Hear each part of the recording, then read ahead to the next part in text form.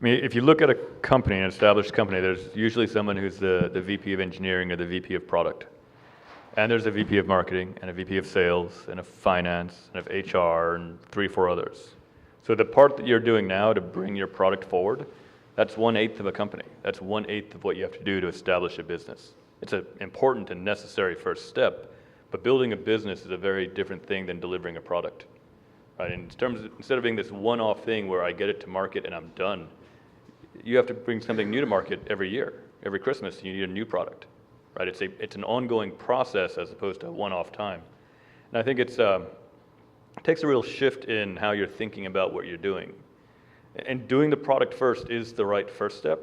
But if you want to turn it into a business next, you need to be also looking ahead to, here are the other things that I'm going to have to figure out how to do myself, how I'm going to have to get help to have someone to do with me, how can I figure out some way to get this done as well.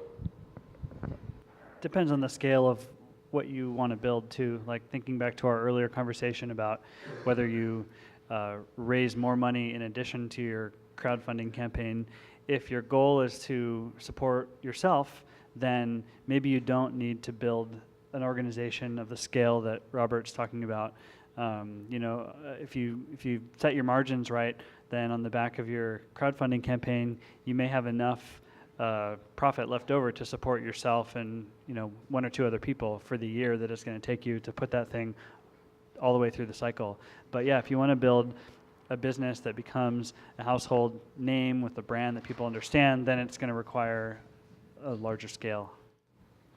There's also, there's not a wrong answer to this, right? I mean, the goal that you have for the product you're building is up to you. And I think it's awesome if someone says, I want to make this thing, I want to bring it into the world, I want to learn how to do this, and I'm going to go do it again or do something different.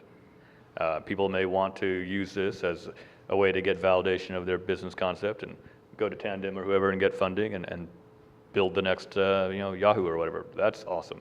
And there's like 50 other choices in between, right? Build the product, bring it to market, and then license it to REI. I was just talking to some guy about, right? Find another brand, take your keyboard and cut a deal with Zag so they sell yours instead of theirs. There's lots and lots of different ways to build businesses, and they range from a one-off to VC funding, but with a lot of choices in between. And depending on what you're building and what your goals are and what the characteristics, the defensibility, the cost, the IP protection, the rest of what you built, you got to think about which option makes sense for you.